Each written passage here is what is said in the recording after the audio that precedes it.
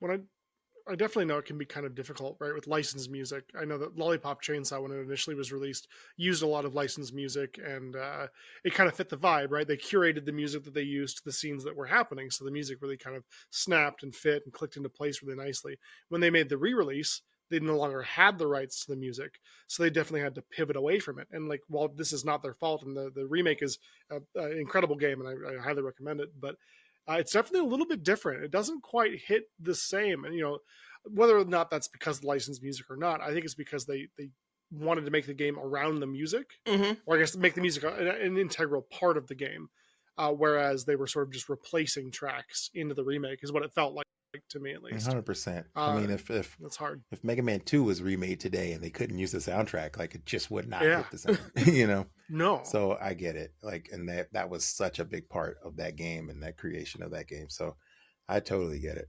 Mm-hmm. There's going to be Like one person who would be mad and then take it and huck it into the trash, but it's probably a digital download, so they went out and got the special edition so we can throw it in the trash. You're like, what? This isn't.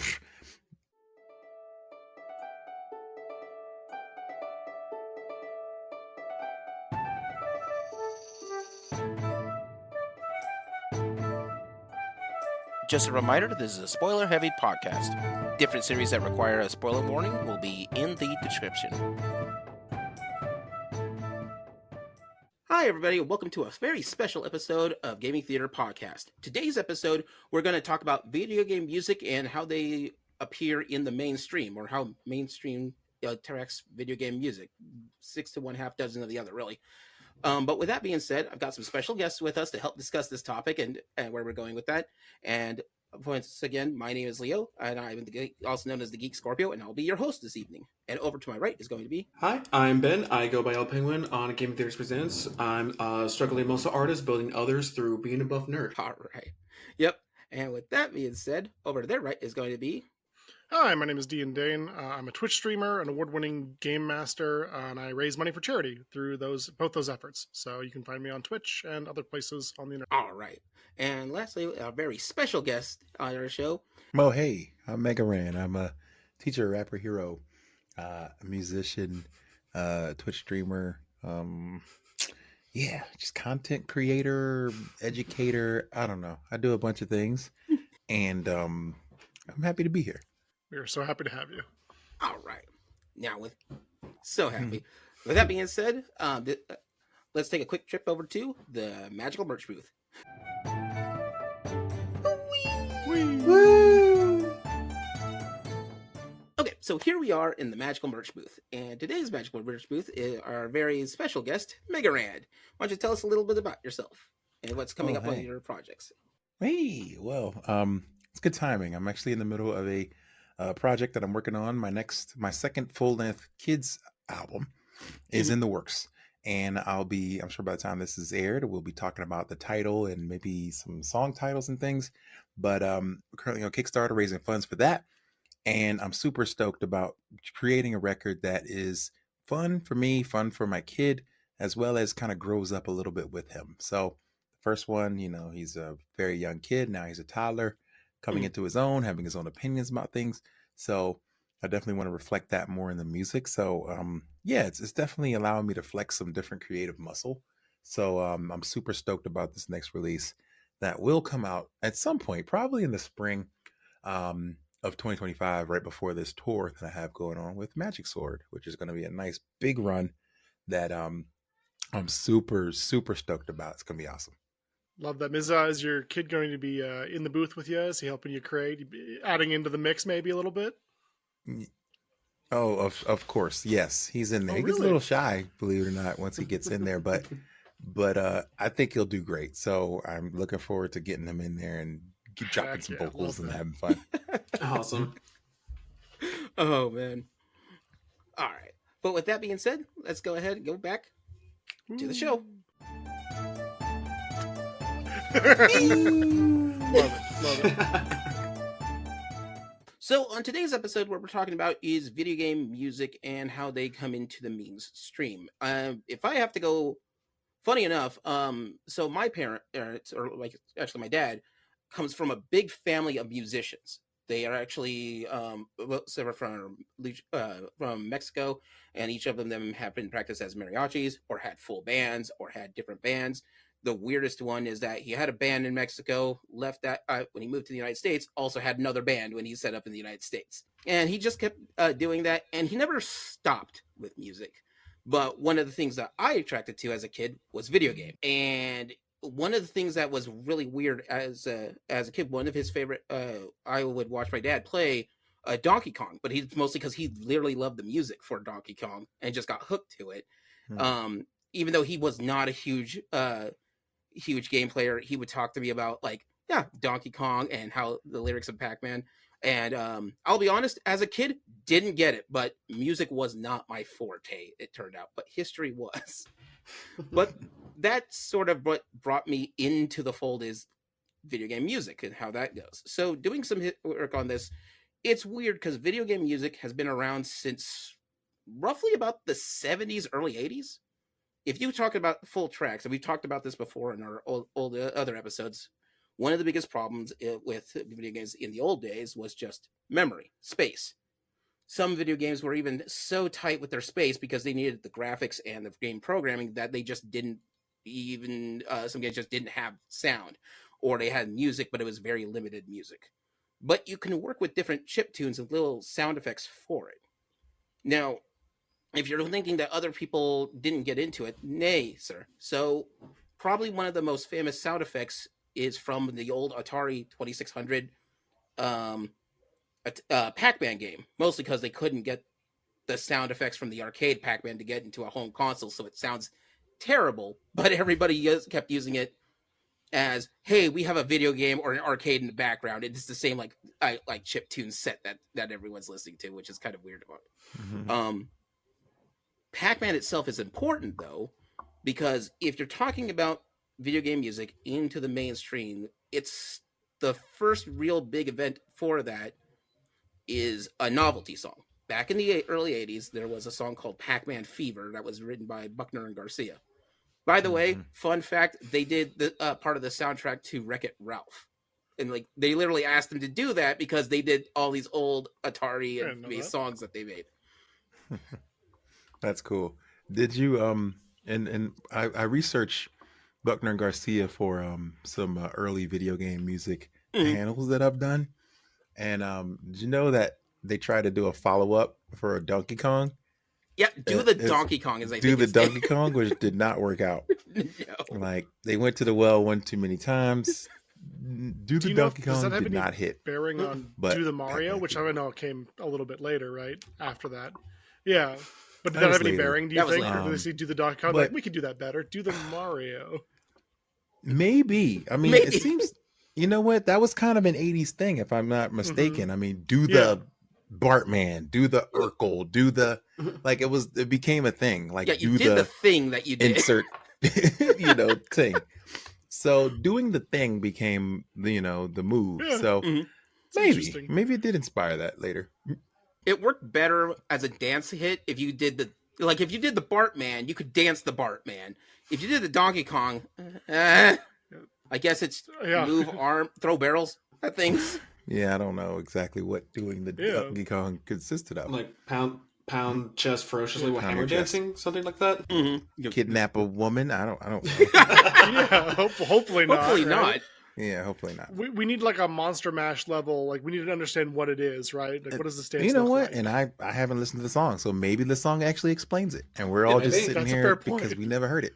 Mm-hmm. We're in the dark. Because it did not make it as big as Pac-Man Fever. I mean, that's an addiction. You got a fever for Pac-Man. And it worked because Pac-Man was literally a huge phenomenon. So it totally worked. People were plunking quarters in all over the country. So it was super relatable. I don't remember if Pac-Man's the one that has a story, but I know that there's one of those old arcade games that had the story where they had to call the manufacturer because their game wasn't working.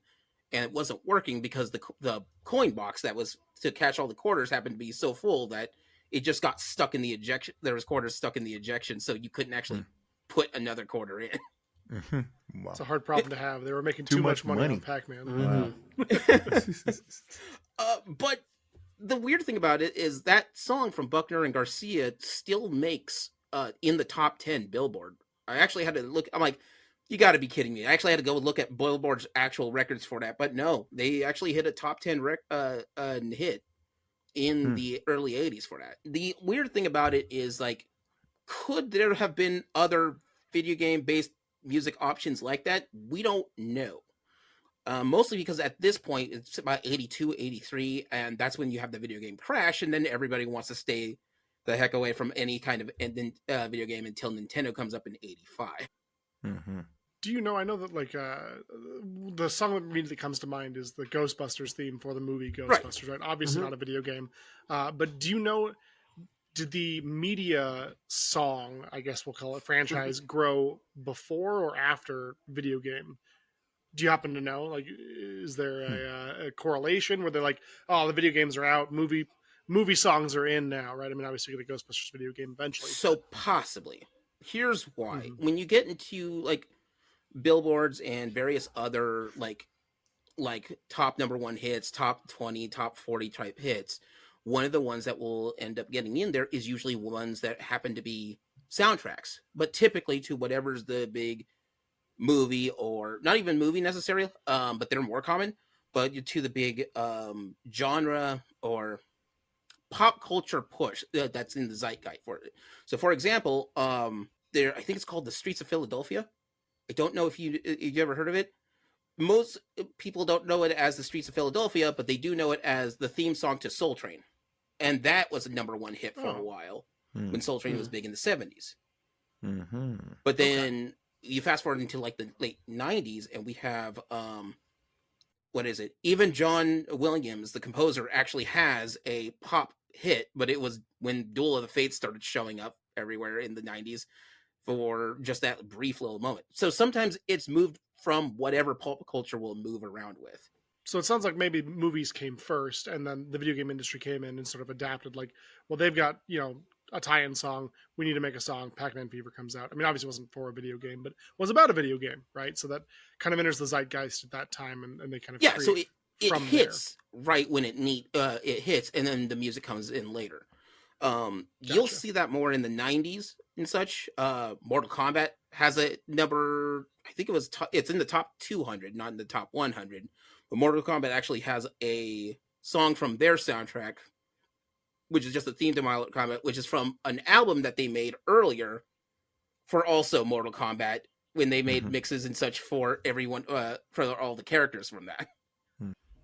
So many children yelling Mortal Kombat and throwing fists. I'm having a little bit of like a flashback over here. Kombat. You have Mortal Kombat.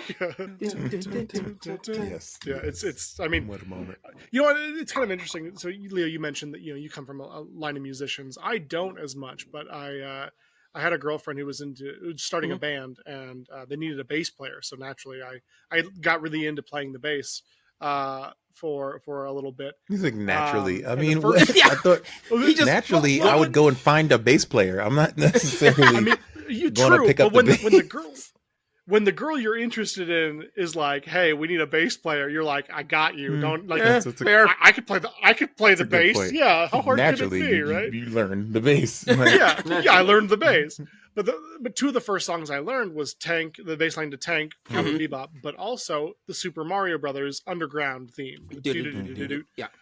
And it just made sense, right? That was how I was cutting my teeth, was on music that I liked and that I was listening to, that I was into. I was into video games at the time as well. And I was like, oh, I could play this. Like, wouldn't that be fun to like pull out at parties? And then of course, it's no 5 notes or whatever.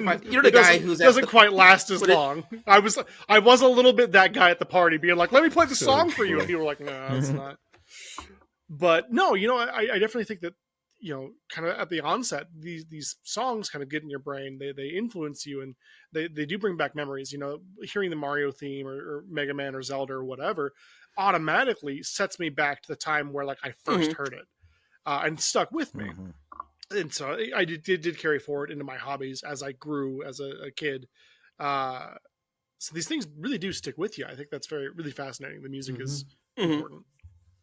Oh yeah, I've read somewhere that like the Mario theme is arguably as popular as like any Disney theme to kids, or particularly people our age, Mhm. that Yeah. you could just be in a crowded room and just start the Mario theme and everyone would know it. It's just such Yeah. a part of the popular culture that, yeah. And it's so funny that I spent a lot of time studying video game music and realizing, like, these people, the Koji Kondos and people like that who are Mhm. programming this stuff, weren't even considered musicians. Like, you were just the guy who had to make some sounds to keep people from being bored Yeah. when they're playing the game. Like, you almost weren't even considered a composer, and so Yeah. therefore these folks didn't get musical, musician like treatment, which they should have gotten. I feel like there should be royalties and all these other things that have, Yeah. Of course. probably passed them by. Mhm. But I've gone to Japan a few times and played like really fun chip shows and video game music shows, and they're usually in these very small rooms. And I remember playing with some of the most popular and amazing video game musicians, and I'm like, why are we in such a small room? Like, this should be at a stadium. Like, I- yeah. just wishing that, Koji Kondo and people like that, and Mhm. Yuzo Koshiro were like revered, like the John Williams of the world, because they've Yeah. created music that's arguably as important to us. Very much Yeah, so. especially with the way that they have to do it in most cases, that they have to flip genres for a lot. In a previous episode when we had our Mega Man retrospective, one of the things that we were about 8-bit music, one of the things that we were talking about is how how they basically had to trick different things to compose. Mega Man, especially Mega Man 2, which again, if I have to put one game as one of the best soundtracks of all time, Mega Man 2 is pretty top of my list on that. Yes. But they had influences from different types of music on there. What was it? We found out that Airman is mostly funk, is where that's based in, like almost a disco-y riff. But other ones are more pop and new wave and various other songs for it. One of them is very almost, I would love to say, I think it's Flashman who comes off as a little techno, almost industrial, but it would be weird to say because industrial won't come out for another like 5-10 years later in the 90s. Yeah. Ahead of its time. So yeah, I love the fact. I mean, Mega Man 2, I highly agree Yeah. that it's one of the greatest soundtracks of all time, and I think that's where, like, for me, I will say that I think that my love for video game music came from Mega Man 2, and it was because of Mega Man 2. I believe the first one had it too, where whenever you went to the pause screen to check your weapons, the music would continue to play. And it's Yes. one of the first games I ever remember that happening in, where the music didn't stop. It wasn't like "Boo-goo-goo," and then paused, Mhm. and then you don't hear anything. So when I go fix my sandwich, or I go to clean up my room a little bit while this game is paused, these tunes are still in my head. And so by the time I sit back down, I know every nuance of this track. And Mhm. so that is what got that music stuck into my head, So I definitely will credit Mega Man 2 and the music continuing to play during. I was they just knew they had bangers where they were like, Oh yeah. no, don't stop the groove. Like, no.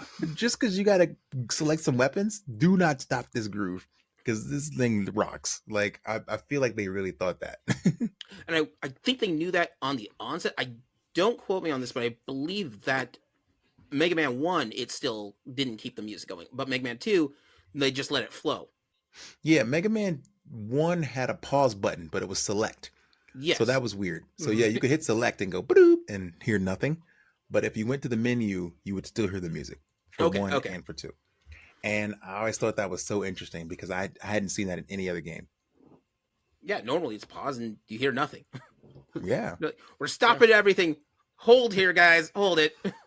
What if I remember correctly? When you paused it, it didn't like fade out like some do, where it's like in the background, but it's really low, so you don't quite hear it as much. I think it's the same It volume stays as it is when you're same playing volume. It's like still banging. So you're like, yeah, so good. groove to this. I'm here for this. Let's do this. And Gonna get you cut, man. Flashman's, I did that mostly because I couldn't get through Flashman's stage, so that was just rough. A lot of pause time on that one. Ironically, It's a good song. you get the flash stopper, which is to pause time, but you don't pause the music. Never. Nope. You Nope. don't have the music. Never stop the music. That's where this sort of gets kind of weird on it. These are solid bangers, and for lack of a better term, they're composers. They have to switch around genres upon genres. So it's not like asking one band to do music for a song where they have their own, either A, it's going to be their biggest hits, or B, it's going to be just chiptune versions of their songs. No, they had to compose exactly what the feel is for this, and in a way that hearing it 16 times in a row doesn't sound boring, Mm-hmm. or doesn't sound how do I want to put it, like very samey, like Overly repetitive. overly repetitive. Yeah, I've had that with a couple of different bands, but not naming names on this one. But there's some of them where where I'm like, all right, I've got their album. Cool, cool, cool. Turns out I only needed track number 2, and I could have heard the entire thing on this. Yes. Some games, gosh, I wish I could remember. I see every once in a while these Instagram posts where they're like, "Did you know?" And then you pull out some classic game soundtrack. Mhm. And Contra is one that they pull out, and one of the I still think that intro jungle theme Oh, is first stage, such an yes. incredible stage theme. But that and I think maybe 2 or 3 other songs are like just kind of rips of like a rock songs from these like very, kind of unknown Japanese bands. And basically they were just like, see if you can make that, but just like the 8-bit version of that. And they would play them side to side, and you're like, wait, what? That you're like, what? So everyone, and it just showed me like everyone that creates has something in mind, like a North Star or something where Yeah. they're like, all right, I want my stuff to sound as cool as that. You know what I mean? However, I'm under this 8-bit, constraint. And so I'm going to do the best I can. But everybody has an example in their head where they're like, yeah, I want this to really rock like that does. And so that was a really cool way for me to see that for myself. Mm-hmm. Oh, and some of those are so too crazy. Others, not every soundtrack from a track is going to be bangers, but the ones that are, they hit just so hard. Nobuo Uematsu's anything for the Final Fantasy series usually is bangers for that one. Usually. Mm-hmm. I have to say, usually, not all of them are winners on that. I mean, But, nobody bats 1,000, but yeah, exactly. I don't know. I think create... Uematsu has a very high percentage. Oh yeah, Considering there are so many Final Fantasy games, like they can't all be bangers, but he's got some of the best pieces in gaming history. Yeah. So, it's yeah, all right. You can let a few duds go when you got when you got One Winged Angel under the belt, like yeah, or Aerith's theme or something. You're like, all right. Mm-hmm. Plus, the dude can just. I have a theory that it's basically, hey, Uematsu, we just need you to, I don't know, make an opera. I got you. That's about it. All he says is, I got you. I don't know what I'm doing, but I'll put something together.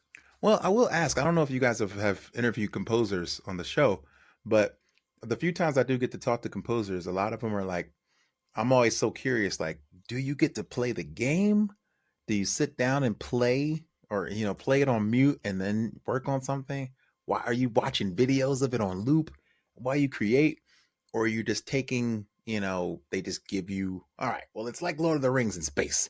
And then you're just like, all right, well, let me go to work, So, and a lot of them are a combination of all those, Yeah. Sometimes you get to play, sometimes you just have to watch trailers, and sometimes it didn't even happen yet. So you're just like, try to imagine this.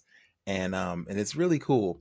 But it always, I'm very curious how difficult it has to be to literally create something out of thin air, but that also will fit another person's universe. You know what I'm saying? If that makes any sense. So this is why I'm so enamored with the concept of the soundtrack composers. I think, I haven't got a chance to do that. I've scored some games. I've done some single soundtrack tracks, but I have not had a chance to do an entire soundtrack. And that's something that I would love to sink my teeth into, but at the same time, it feels very like daunting to even think about. It can be. So we have had on the show a couple of game designers, and we've had a couple of music people on our show too, and some who have done tracks on the industry. So the best way to say it is, it depends on how much time they have to make the game and how much of it is already been developed for it. So, for example, which is a good one for Mega Man 1 versus Mega Man 2. Mega Man 1, when they were translating it to the United States, they didn't have time. So they basically gave him, this is Guts Man. I need a theme. He kind of throws rocks, I guess. Work with that. And then once they have the track, then they'd glue it on there and hope for the best. But then it gets weird because the composer may not see their work that they have. So they'll just send out the music track. They play it once and get it sent back. Yeah, this isn't, we need to have like all these notes on there on what what they need, but without seeing it. Mega Man 2, on the other hand, they dedicated so much work to it that they had the levels and stages plotted out. Then sent it over to their music director to say, this is how the stage is going to look and such. What can you do with that? And very much, and that's the similar approach for films like John Williams does that all the time. He just watches the movie and starts, for his sake though, he starts composing the moment he gets to see that. Like, wow. That's just, all right, I know what we need to have here. Give me more strings, give me more or drums. Wow. I need that right here for this kind of tempo and such. Wow. But it usually is dependent on development time. That's the key. If so like Castlevania was easier, for example, or if we want a video game example, because they knew all of the Castlevania was going to be themed after Universal Studio monsters. And so they could give them an idea of what they want. And if you had like the first couple levels made, great. And so they could match it up and sync it up and work together with it. And this is also one of the reasons why, if you have a good composer like Uematsu, you stick with that guy. You try to keep him on the yes. with you as much as you can. But also for Final Fantasy, it keeps that, I guess, familiarity feel between each games because there's such different takes on that. Mm-hmm. But yeah, so either they develop it in-house with side by side with the development team is sort of the most ideal way to do that, because if they have to make changes, you can see that change in real time and they can give you that description on it. So if something is major that's cut out, they can just remove it. But in the early days, it was basically because we got to pump this thing out as fast as we can, and we don't barely have any space for that. So here's an idea of what we have. Enjoy.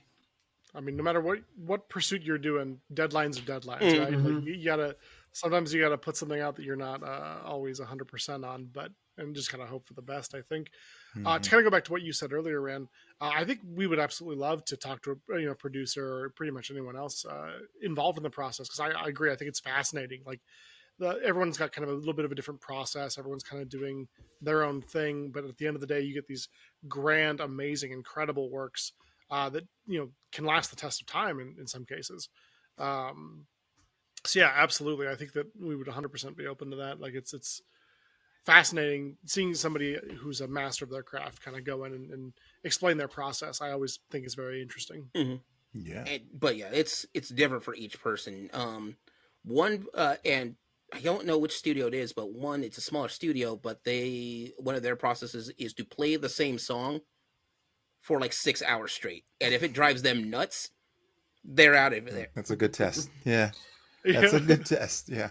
I mean, that's I'm committed for a test right there. It's kind of tough though, because I don't know if I like anything 6 hours later. Like, yeah. I'm ready to rip my hair out. I don't, even if it is Uematsu. Yeah. What is this? The song that never ends? Going back to Lamb Chop. Like, just, geez, 6 hours is a lot. Yeah. All right. I think this song's good. All I hear is the dial tone now. That's it. It's just now white noise. You just see red the whole time. You find it kind of interesting to kind of go off of into a little bit of a tangent that, speaking of Mega Man and other games like that, there are musical groups out there who I'm a big fan of who, base themselves around properties, right? Who get their start. Mega Man, I know, obviously. Mega Man, I assume, is a pretty big influence for you. Pretty big. Yeah, you could say that, right? A hint. I think of the Proto Man as well, who made a whole rock opera around one of the Mega Man games. Their work is pretty incredible as well. But I just think it's interesting that these games really do have a expanded impact on people. It's not so much that we just love their music, which is true, but it's also, it inspires people to want to create music. Like you said, you were cleaning up your room or you were making a sandwich and, you're hearing the theme in the background. You're like, oh, okay, this is kind of awesome. Like, what's this all about? and just kind of rocking out to it. I find that so cool because music in general is kind of at the core of, I think, what makes humans humans. We love it, we need it, it's a necessity for us, I think, in a lot of cases. But I think it's also really interesting that these video games, I assume the person who worked on the music for Mega Man 2 didn't have any intention of it becoming like as big as it did. He was probably just working, his day job and being like, yeah, okay, Mega Man 2, whatever. Like, here's this theme, here's that theme, here's this other theme. I did my job. I'm going to go home. Not to say that it wasn't passion or, no. anything like that involved. It was passion. That was part of the agreement. Sure, absolutely, right? Oh, yeah, there's passion. No. But yeah, I don't think he's thinking, oh man, people are still going to listen to this 30 years later. Oh yeah. There's no ways to do that. But Mega Man 2 is a weird case because that entire thing starts the entire genre of Mega Man. That's why we have like 9 or 10. But Mega Man 2 specifically, Capcom told them, all right, you can make a Mega Man 2, but only if you do it on your off time. This has to be like a passion project. You can't do it on regular hours. Oh, that's right. Okay. And then they're I like, remember we covered that. Got you. I'm in. And they did it. And then they did maybe it. maybe that's what separated it from 1 and 2, right? Is that somebody took their own time and kind of put their heart and soul into it. You have to really want to do it. Like, so yeah, there could be something to that. That's interesting. But yeah, that's one of the few cases out there that it's entirely a passion project. And because Mega Man 1 was made because Capcom had a platformer, but at the time, Capcom was more famous for their arcades and their beat 'em ups and such. Like I think their big one that's coming around at this point would be Street Fighter. I've never heard of that one. What's that about? Sounds familiar. Side note, that's how they did Street Fighter's music was done by, here's a description of the level for this guy. Enjoy and leave. Is that why Guile's theme goes with everything? Yeah. Yep. that could be it. But yeah, but that one, Mega Man 2 was entirely a passion project because, and I know it's the leads on that were like, Mega Man 1, we could do better. And the answer was, yep, you're right. Yeah. You can do better. Yeah, it just needed a little love. Like, I think, from the box art to everything, like clearly it was a lot lost in localization and translation. And the game was actually really good. But, once you gave it a little effort, stepped it up for 2, it was great. That's what made me go back to 1. It was Mega Man 2 was on the cover of Nintendo Power. Yeah. And I couldn't afford it. It was $50. And I was like, well, and my mom was like, well, what's that? And it was Mega Man 1 in the bargain bucket for $19.99. Oh, man. And I'm like, all right, well, then I'll get that.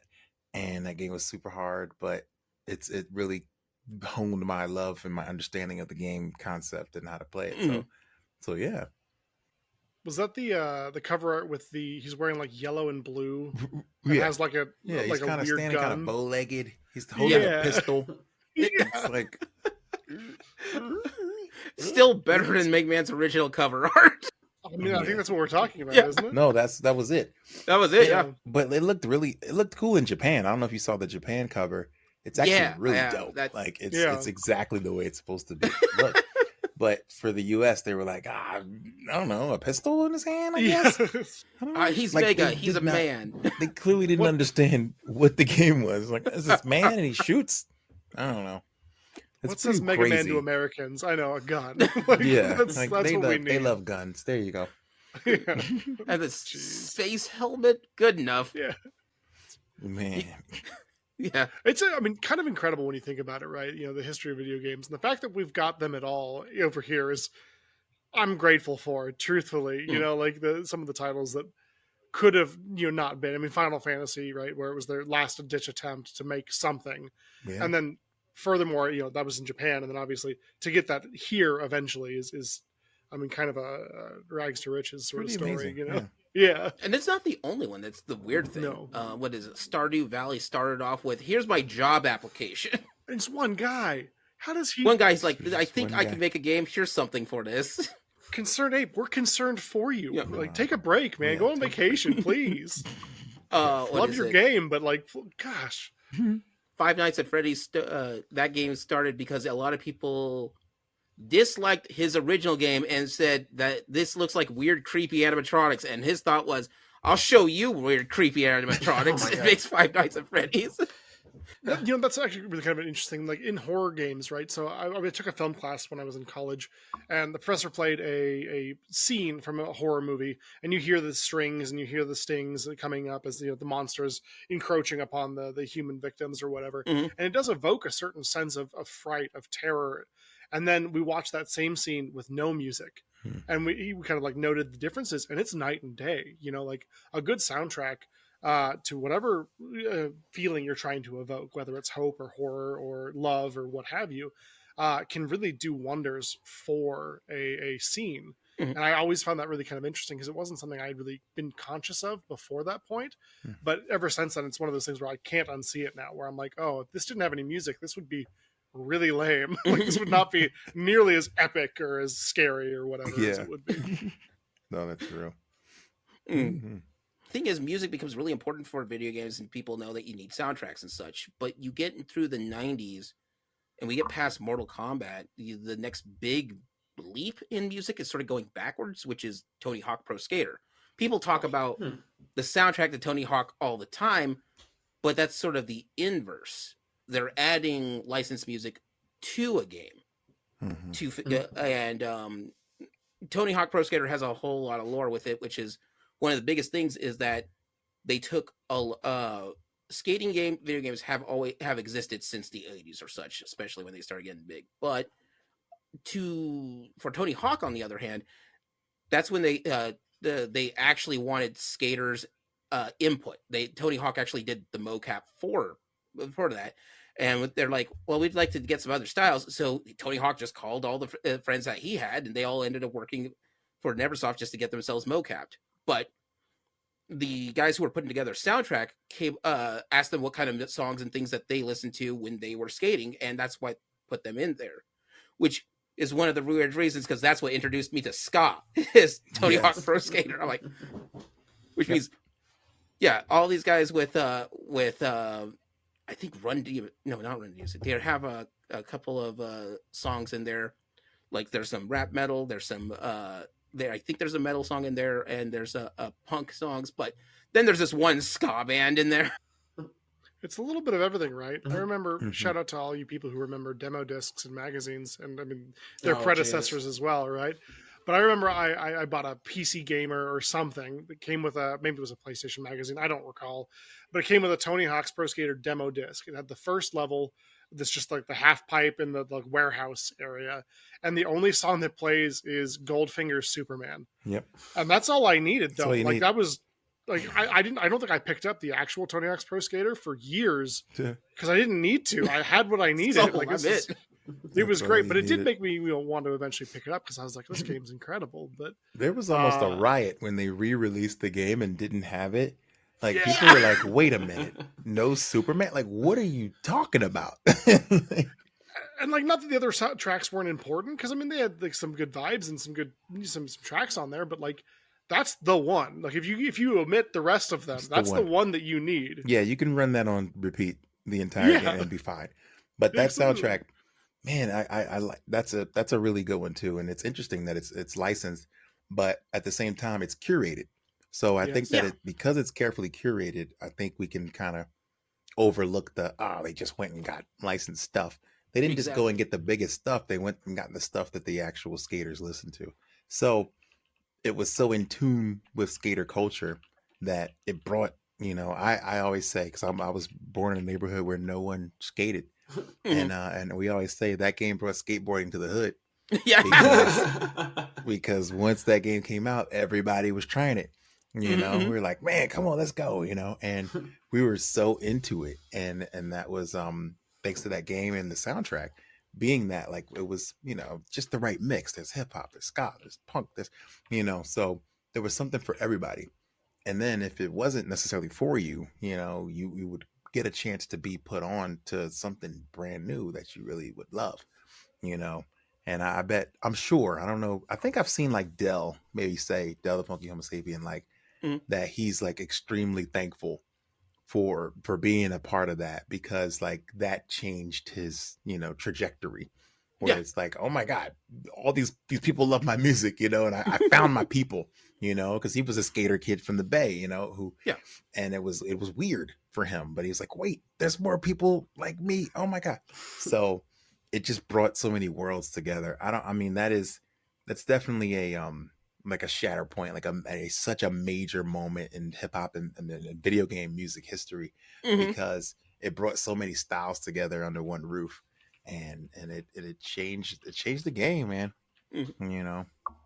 I was hoping Dave Mirra would do the same, but not Oh quite. yeah, It was I'm fun gonna though. miss on that one. I mean, it was a good game, but yeah, was a good not quite game. the same. Because I think the vibe is the way to go.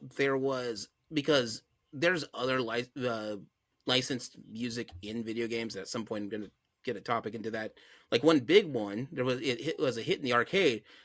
Didn't feel right, but it was an old arcade shooter game called Revolution X. Mm. And the reason why it's a shooter game where you are teamed up with Aerosmith to rev a revolution against a some kind of Cobra-esque New World Order type of people. Like, okay, that's weird. You shoot flaming laser discs at people on that too. And it is. Now remember, don't worry, you're being led by Aerosmith, and I think at some point you get a flying limo in there. Wow. We'd be lost without them. Yeah, you know? but all that feels weird. But their entire soundtrack is Aerosmith songs. Mhm. Meanwhile, you have Tony Hawk, where they're more catered to the vibe versus catering to a single dealer band, and it feels better. when I definitely know it can be kind of difficult, right, with licensed music. I know that Lollipop Chainsaw, when it initially was released, used a lot of licensed music, and it kind of fit the vibe, right? They curated the music that they used to the scenes that were happening, so the music really kind of snapped and fit and clicked into place really nicely. Mhm. When they made the re-release, they no longer had the rights to the music, so they definitely had to pivot away from it. And like, while this is not their fault, and the remake is an incredible game, and I highly recommend it, but it's definitely a little bit different. It doesn't quite hit the same, and whether or not that's because of licensed music or not, I think it's because they wanted to make the game around the music, Mm-hmm. or I guess make the music an integral part of the game, whereas they were sort of just replacing tracks into the remake, is what it felt like to me, at least. 100%. I mean, It's hard. if Mega Man 2 was remade today and they couldn't use the soundtrack, like it just would Yeah. not hit the same, No. So I get it. Like, and that was such a big part of that game and that creation of that game. So I totally get it. Mm-hmm. There's like going to it. be one person who would be mad and then take it and huck it into the trash, but it's probably a digital download, so they went out and got the special edition so we can throw it in the trash. You're like, what? This isn't, dude. That happened. That almost happened to me. Well, luckily I got it for free. It was Oh, yeah. it was a Crazy Taxi on Steam. Oh, It's a Yeah. part of this big Sega pack that and it's the soundtrack's completely different. And yeah. I'm like, well, without Offspring, like I don't know if I want to play this anymore. It's hard, right? I don't. It changes the vibe. I don't like change.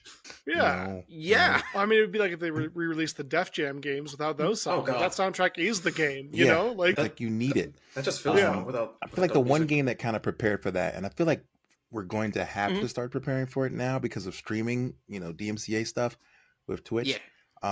But Hi-Fi Rush did a really good yeah. job. Oh, so Is good. they had a licensed soundtrack, and then they were like, oh, well, you can turn on streamer mode, and here are original tracks that still fit the mood. You know what I'm saying? So everything would still snap into place perfectly. So I think they did a great job with that. But again, it takes a real effort to Mhm. and focus on soundtracking to make that work. That game is criminally underrated. It's so good. Yeah, one of my favorite games of the last 5 years. Me too. You can mix and match this with other genres. One of my favorite games is a game called Total Overdose, and I'll talk about it a lot, and I'll praise it because it was mostly, but it was so lost in the shuffle. Like, you got to play the Total Overdose demo, but that's only if you got to buy a copy of the worst Tomb Raider game. Dang. Is Is that how they marketed it? The that- worst Tomb Raider game? no, at the time they thought it was a Tomb Raider game. Later, like, people thought Gotcha, it's the gotcha. worst. It's not. It's considered not the best of the. Looking back. Looking Okay, back. I understand. But still, so you would have that game, and in Total Overdose, this introduced me to a band called Molotov, and at this point, I'm like sitting here going, I don't know why I couldn't put these two together, but until I did that, I was playing this game, which it has an amazing music-based mechanic in there. So the game is actually described as Tony Hawk meets Max Payne, because you can do bullet time, you can do all that cool blood opera stuff, but at the same time, the soundtrack only turns on if you start comboing high.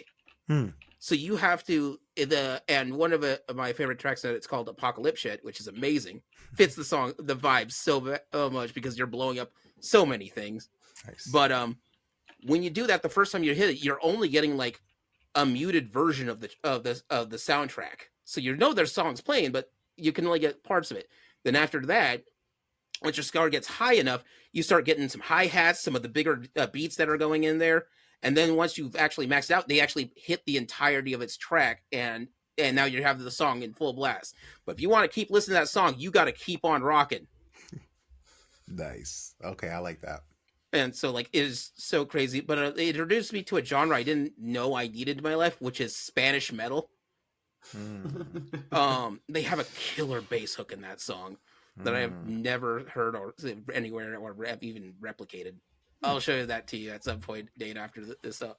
Yeah, that sounds great. Yeah. I mean, I'm always on the lookout for new music. I think everyone should be, right? That's how we learn what we like and how we grow. Yeah. But they even if you don't like it, that you've learned something. You know, you're like, oh, this isn't for me. I'm down to listen to more Spanish metal. I recently found a band that was a Spanish metal mixed with Aztec style music. So you get you get to hear just like ancient flutes in the background, then all of a sudden just like guitar riff coming in there. That's wild. Okay. what is it? Celtic metal is amazing when it hits just right. Yes. I got to admit, I love like genres of music as they spin out of, like, you know, because at first you had metal, right, and now it's you've got, you know, hair metal and glam metal, like the words we have put to them to associate with them, you know, as it spins out from the base, I think is very interesting and absolutely fascinating that we want to describe what we're listening to, so we pick a descriptor word to go with the base word. I find that sort of very interesting. Some things that I do think that is sort of tangentially related is, like, you know, I think of like other bands who make games. So, you know, Tenacious D making Brutal Legend as an example. Yeah. And if I remember correctly, I think they only have one song of theirs on their video game. And I think that's kind of interesting. I mean, obviously there's some licensed music there, but like, it is kind of cool. Hopefully this is what happened. Obviously I wasn't involved, but I think it would be cool if they reached out to other people to give them a shot, being like, hey, we're putting a game together. Can we get use some of your music? Is that cool? You know, kind of lifting each other up. Because I feel like there is an argument case that Tenacious D could have very well just put their own songs into their own video game if they really wanted to, right? Yeah. But like, it seems like, because the track list is pretty extensive on that one, that maybe they didn't do that or chose not to do that, or maybe somebody chose for them. I don't really know what the process was, of course. Another one that I kind of think of is the Old Gods of Asgard in the Alan Wake games. You know, and they're kind of like the Alan Wake band. You know, it's who they are. You know, they make other music too. Don't get me wrong, but like, they do this project for Alan Wake. They make all Alan Wake songs. They're the go-to band. I just think that's interesting that, like, you know, a video game company was like, that's it. That's the sound we need forever. Like, you're our guys. I love that. Yeah. Oh, what is it? And they go by a pseudonym in there, right? It's the Old Gods of Asgard is actually, I think that is the pseudonym. that's the pseudonym. Yeah, I'm trying to remember what the Poets of the Fall. Poets of the Fall. Thank you. Mm-hmm. That's who did that. But yeah, I believe that's the way that they should go. It's, you want to have the right music to fit the vibe, or not even the genre, just the vibe, the feelings that you want to invoke into there. And the more closely related that you can get to that, the better it works off. Yeah. Elite Beat Agents doesn't work right unless you have dance track. I didn't even think about rhythm games. Talk about, I mean, my you know, God. whether it's Guitar Hero or Dance Dance Revolution or Like all the Just Dance and God knows how many there are now. Bust a Move. Oh yeah. Parappa the Rapper. Yeah. The rapper. Man, Rapper's amazing. Jam. that game is before its time. Yes, it was. So hard. Some of those levels still haunt me to this day. And then with that, that's sort of just where it kind of leans towards that. And And I know now that there's other bands like yourself, Megarand, and Mm. other people who are doing video game based genre music. What is it? Wasn't there like an epic level 80 Tour in Chief was one band from Hmm. World of From Warcraft. Blizzard. Blizzard Yeah. did that one. Level 80 ETC, I believe it was. Yeah, Yeah. ETC is the thing. Mhm. And then they have also what is it? The Black Mages. Oh, yeah. Yeah. So Gotta love them. I got a question, I guess, Rand, if I may. Where do you think we're going for video game music? I mean, obviously that's a really broad question, and so Well, take that as you will. But as somebody in the industry who makes Mhm. music for video well. games and video game music, Oh what do you man. think? I don't know. Well, or you know what? Of course I don't know. But if it's where I think it is, I'm not as jazzed as I'd like to be. And Yeah. honestly, because I don't want to date this too much, but in a week or so, I'm going to the Grammys, and I got really excited about in the last few years that video game music has become a pretty serious category at the Grammys. Yeah. But like if you look up the Grammy nominees right now, it's a who's who of what the biggest game franchise of this year is. Yeah. You know what I mean? And so, and normally those are scored by the same usually three or four people. And not to say these people aren't talented, but in the case of say Call of Duty, which is always there, I mean they got Hans Zimmer now, so it's like Mhm. that feels a little unfair to Yeah. sit this next to video game composers when it should probably be next to movie composers at this point. So the bigger the budget, the bigger the name they bring in. And so, you read the list and it's like, it's, oh, that giant franchise, that giant franchise, that giant franchise. And so, unfortunately, the way I see it going is the way of movies, which is, giant franchise gets giant composer, and those become what video game music is. Um, Fortunately though, on the indie level, you constantly see people innovating, trying new things and making new things happen on the indies. But in what's considered to be, I guess, the mainstream, it's you almost can't compete with these gigantic names that jump into the field. So and not to say that these people aren't the greatest at what they do. Yeah. You know Sure. what I'm saying? Because Mm. they clearly are. Yeah. But I think that it could then make, say, the next, if those top 5 or 4 are considered to be the top 4 games of the year, it makes the next 4 or 5 say, oh well, maybe I need to go get the top movie guy too, because that's how you break through. You know what I'm saying? So I think it unfortunately can affect the way business is done when you see what works, what wins. It's kind of can change your focus from let's make the best art to let's do what we need to do to win things. Because if you win things, there's a clear you know distinction and spike in sales when things Yeah. like that happen. So if you want to keep your job, you know what I mean, then maybe you better open the budget on the music tip. So I don't know. That part worries me, and I hope I'm wrong, but that's kind of where I see it going, unfortunately.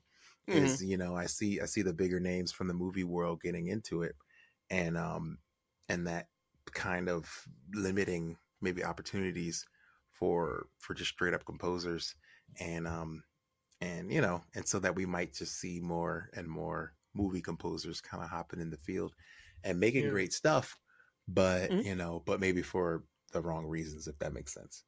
Yeah, no, absolutely. I guess kind of based along that, I know that a lot of like music and art movements in general, right? Whatever the art may be, whether it's painting or music or video games or what have you, typically stems initially out of some sort of like counterculture or sort of a small like group of dedicated people trying to make a go of it, right? Do Mm-hmm. you think that there may be a sort of a reaction to a lot of these big name movie composers, great as they are, as we've mentioned? maybe a kind of a counterculture movement or sort of a subculture movement where it's like, okay, well that's the mainstream. We're not really worried about that. We're not dealing with all of Yes. that. That's what I'm hoping We're hoping to for. make our own stuff. Keep the heart in it. Oh yeah, I'm That's too sure that's not commercial. affecting at all what a lot of the my favorite studios are doing. You know Okay. what I mean? So yeah, I do feel that way, that the counterculture movement will continue, and that Good. people will continue to make art for art's sake and be great at it. So yes. Love it. Yeah, especially in the video game realm, because we still that's indie video games and smaller companies. That's sort of their biggest strength. That like Hades when that was coming out, Hmm. splashed through the awards, but its biggest strength is they wanted to make the art. That was their important thing for that. Yeah. That makes sense. Call of Duty is unfortunately going to be there mostly for because Call of Duty really is there for a lot more of the money. It's a good game, just I let's gotta give it to them. One a year seems like a bit much for me, Yeah. but I guess if they gotta pay, composers and musicians and whoever else, like get that bag. I guess like Mm. no shame. If they approach me and like we'd like to offer you a big bag of money, I'd probably take it. Yeah, probably. A good friend of mine once said, "A sides pay for B sides, or B sides pay for A sides." Maybe it was the other way around, but Mm. sometimes you gotta get the money to do the thing you want to do. So yeah. Yeah, that's my friend always says. There's no movement without the money, and Ooh, Mhm. I totally understand that. Like you can't change the world when you can't pay your rent, and so I totally get that. But yeah, so I think at this point, and so we're just hopping around really big because if we wanted to deep explore the topic, we'd be here for all day for that. Oh, for But sure. those are sort of the big. Once you get past the 2010s or so, music and having it into the mainstream, it is a thing. At least the way I'm seeing it is that there's a chance that we will be turning on the radio and there's going to be a pop hit that's just from a video game. Mm. yeah. It's Maybe. not impossible to see that in the future on it. Now, who's going to be there? Don't know. When is it going to happen? Don't know. Does Guitar Hero count? Because I feel like that I turn on the radio and hear a lot of songs from Yeah, I mean, Totally. Guitar statistically, Hero, or that should count. there's like eight of them, right? So like Yep. bound to hit one song eventually. I should have said originals. That's on me. I set the bar low. Well, this is a little bit of like a sub category, not really related to video games, but I mean, I remember I heard a BTS song on the radio, a number of years back, and I was like, "This is K-pop. What is this doing on American radio?" And I was stoked about it because like it's cool to like hear another culture's music and something that seemed not mainstream but very subculture-y Mhm. in the mainstream, and I was like, okay, like. All right. Apparently, K-pop's gotten big enough that now it's a thing. The American radio stations will play. Yeah. So maybe you're right. Maybe one day video game music will be the thing. We'll hear Mario Galaxy 4, song come on the radio or whatever. I don't know what that would sound like, but I'm down for it. Who knows? But You that know, would be it- interesting though. Tifa's theme comes on. I'm like, oh, I know this No, song. All yeah. right. Like, heck yeah. I mean, it really could happen. I mean, I think that that's kind of what started me doing down this path was like, oh man, video game music has kind of raised me the way jazz and funk and soul raised my parents, Mhm. and so the way our favorite artists were sampling from those things to make their new records, I was sampling from the things that raised me to make my new records. So I do think there's a matter of time. I mean, I've seen some bigger artists, a guy named Denzel Curry, Yeah. huge, video game fan, wrestling fan, utilizing samples in sparse places on albums. JPEG Mafia, same. Mhm. So using like the Ridge Racer startup theme or something wild like that. You know what I'm saying? So I do Mm. think that we're very close to something like that. It's just a matter of time. And I think the Ridge Racer composer was like, I love JPEG Mafia or something like that. And we were like, yes, like a victory, instead of being like, no, shut them down, Well, yeah, and I definitely know, in part of your history, from what I know of it, there has been some of that worry where, hey, please be cool. I'm just here making music. I love your stuff. Don't sue me, basically. Yeah. I know Oh, yeah. there's been some discussions between you and some big names about the usage of their music, and Correct me if I'm wrong, but I think you're still Capcom's official rapper. Is that correct? Yes. I'm still in good terms with Capcom, as far as I know. Sure, So fair. fingers crossed on that. Yeah. They haven't found another rapper, so that's good. Yeah, we're gonna call that a win. They'd be hard pressed. That's to a be win. honest. I've been very lucky, you know. Oh, And it all started just kind of because of me doing a thing that I consider myself paying homage to a game series that was special to me, Yeah. you know. And they were like, "Oh, this is cool. It's tastefully done. Like we enjoy it, you know." And all those factors led to them like being very cool about letting me kind of slide with creating this stuff. And I didn't necessarily expect that. Like I was trying not to be seen by them. I was like, "There's no way." They're not gonna find out about little old me. And then that's when I found out that the internet is kind of everywhere, mhm. and like oh, it's the World Wide Web. Oh, okay, all right. Well, and sure enough, I think it was IGN actually. IGN they used to do music reviews back then, I remember yeah. that. Yeah. and they reviewed the Mega Ran album, and I was like, yes. And then I was like, no, wait a minute, no.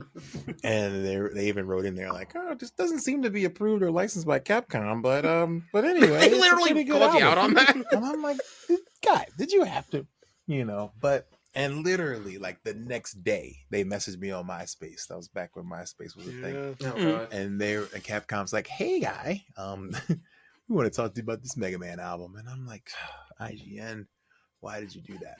You know, so but it worked out. They were just like, Yeah. actually, we kind of like it, you know. And Capcom was really ahead of the bar or ahead of the curve on that, where they were into, you know, partnering with content creators who did what they called fan art. You know, basically it was all fan art. They're like, man, if you love Capcom stuff like we do, then we're going to put you on our website, Capcom Unity, you know. And I don't know if any other company would have been that cool, you know. Yeah. So it For kind of really that? worked out at the right time. Probably not.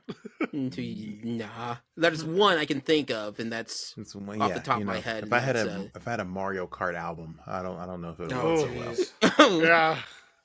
Nintendo, on the other hand, ooh, they're a little rougher. Yeah. But at this point, one of my friends was like, dude, you're kind of blowing up with this. Like, if they would have shut you down, like you would have been a martyr. Like it would have Yeah. really worked out. And I'm like, I don't want to take that chance, dude. Remember Mega Ran, you know? I don't want to be a martyr. Yeah, No, I true, don't. true.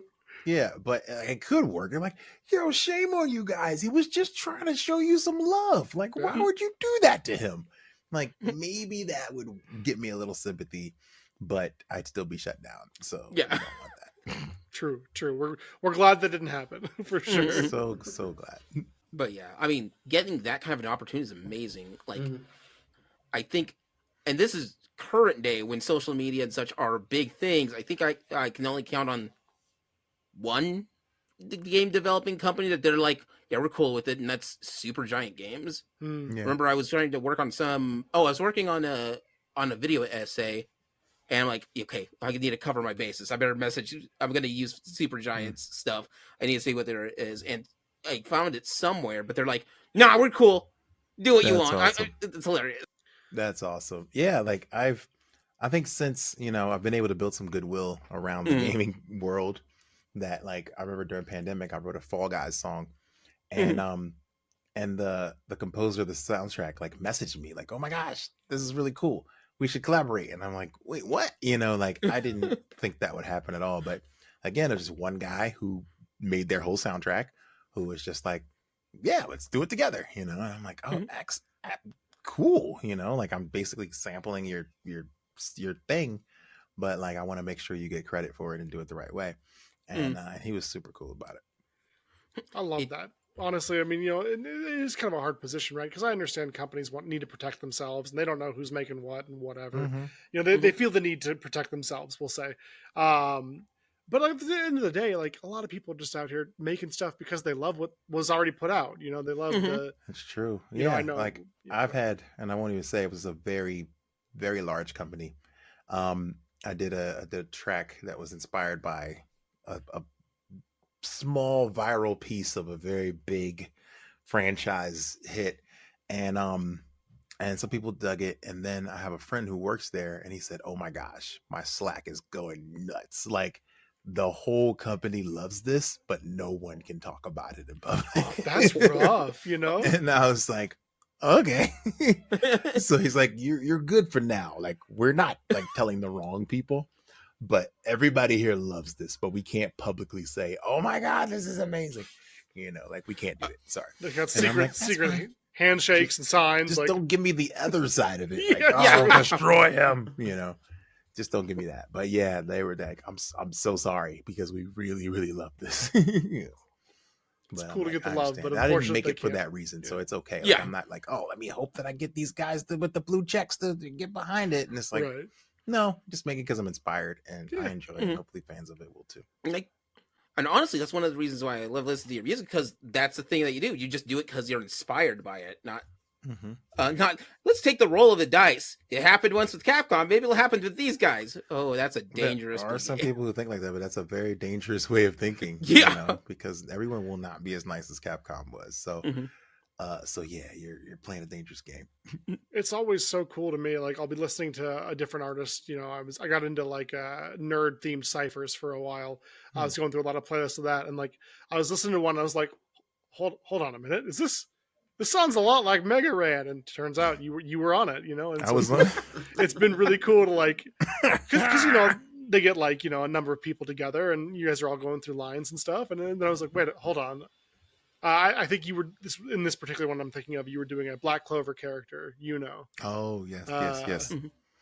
Oh, You know, and- nice. That was Rustage's cipher. Yeah, Yeah, love that his was work. fun. And The just, Shonen Jump cipher. Yeah, yeah, Mhm. and you know, that's or- funny. I met a lot of the people that were on that for the first time, and then we wound up collaborating after that.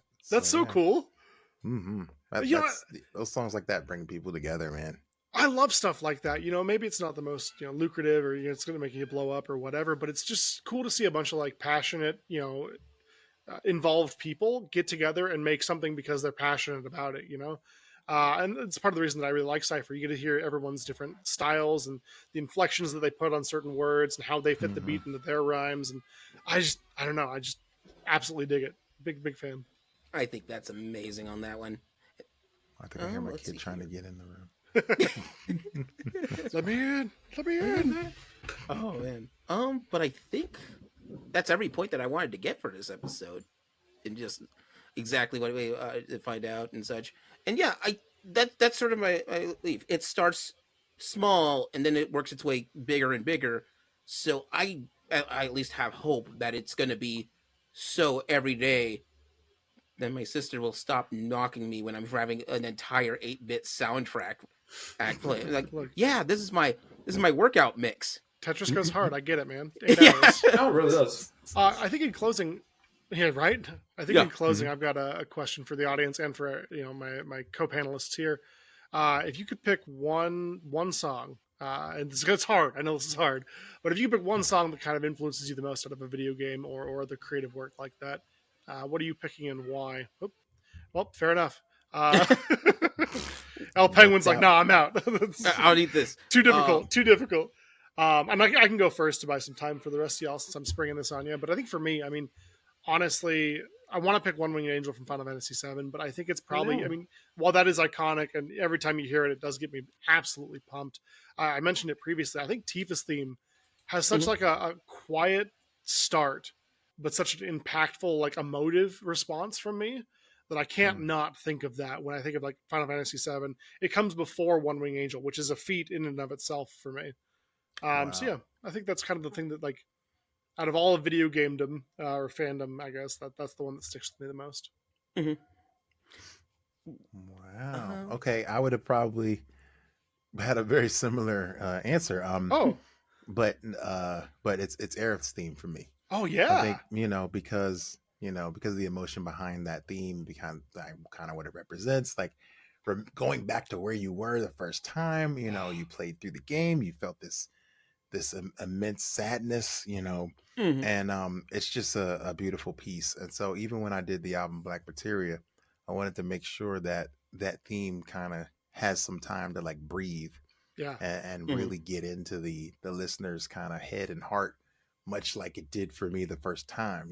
So So I say the whole piece and tell the whole story, and then there's a minute and a half where we just kind of let it ride out, And I think that that's so important because that's mostly for me, it's for me to go back and be like, remember, like, how did you feel? And I'm like, the emotions all over again, And so, such a beautiful piece of music, and from a time period where I didn't know video game music could do that, Yeah.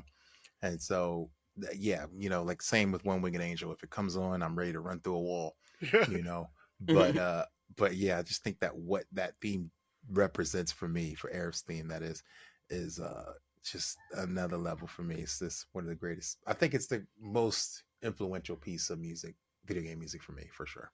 I don't mean to gush too hard, but I remember the first time I heard Black Materia, the original, and there is that like silence, and I think you come back in with just one word, and it's holy. If I'm remembering correctly, but I remember listening to it for the first time and like being like, okay, like sometimes you get some not dead air, but like some intentional pausing in a CD, and then you come back in, and then it goes back into the next song, and I was just like, oh, this is so good. So I absolutely agree with you there. Like, it did transport me back to little me being like, oh, this is that theme, and then you hear that theme again a little bit later in the game, and you're like, oh, this is that theme. Okay. Oh yeah. Absolutely. Man, now I feel like mine is dumb, but I'm still standing by it. It lives with you, man. That's what's important.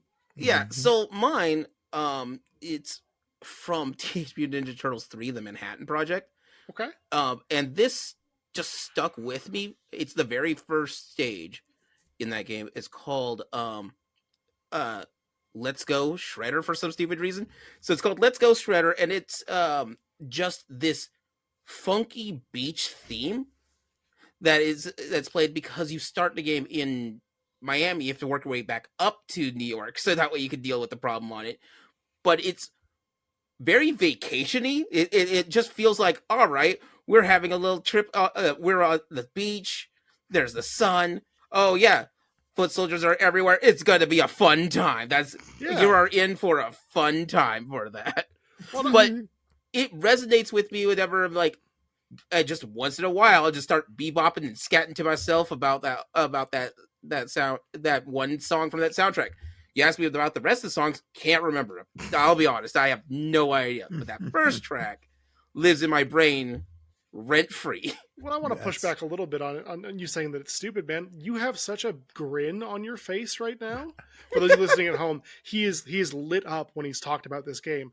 And that's the effect the music has on you. When you hear this song, when you talk about this song, when your brain's, I'm sure it's playing it right now on the back of your dome. Oh yeah, in stereo. You're just like, yeah, this is that song. This is my song, That's kind of awesome. Me with, I think my close second would have been Streets of Rage Go Straight, yes. Streets of Rage 2. And like, that's the same thing. It's just like, man, that feeling of like, all right, let's do this. Let's go. Like, yeah. So I absolutely can relate. Yeah. But like, I'm cool for all those sadder songs, for all the ones that really like the Final Fantasy VII soundtrack. Amazing, everything hits just so well.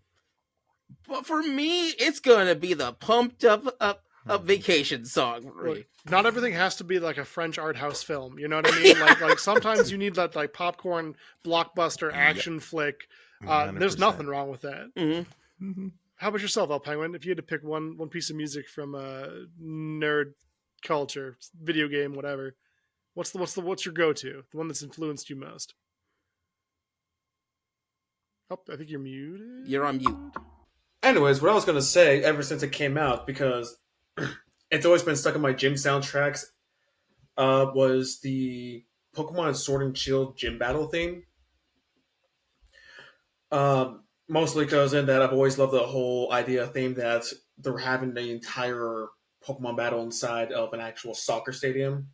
But also since I run HIT classes, which is mostly just like a bunch of women in their 50s plus, they don't know that it's like a game theme anyway, so I could exploit it as much as I want. Some of the best songs and merch I've ever owned and listened to is the things that like are nerdy but don't look nerdy or don't sound nerdy. Mm-hmm. Oh yeah, but there have also been a number of ones where I haven't even hit what kind of stuff will happen. So sure.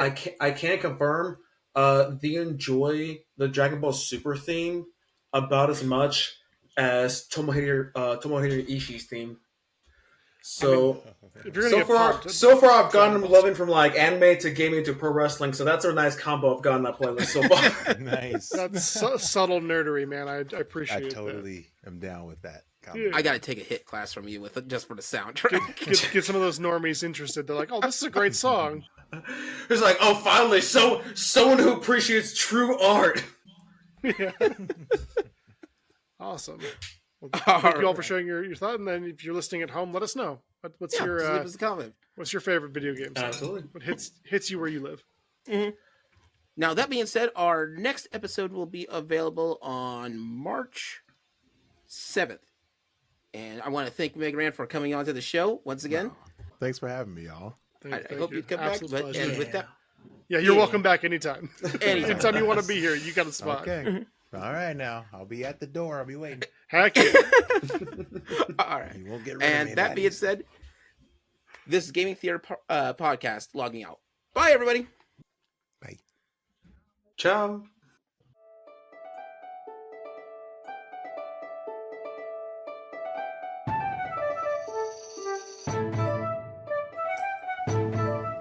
Gaming Theater Podcast is hosted, created, produced, and edited by Leo Garcia, the Geek Scorpio.